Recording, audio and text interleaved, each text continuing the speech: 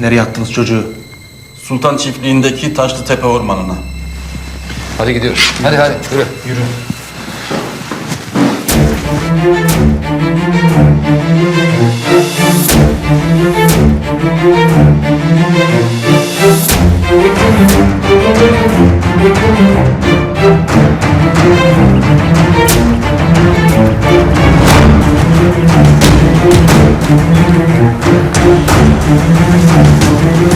Nereye bıraktın çocuğu?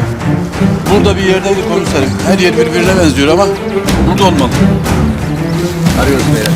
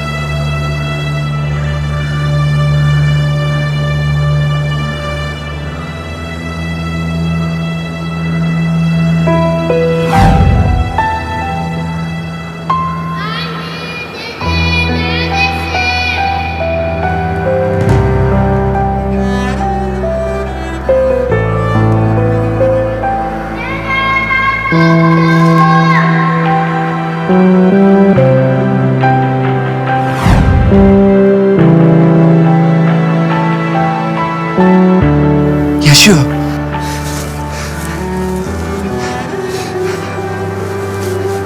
Aslanım benim. Aslanım. Aslanım benim. Ali'm. Ali'm. Ali'm. Biricik aslan torunum.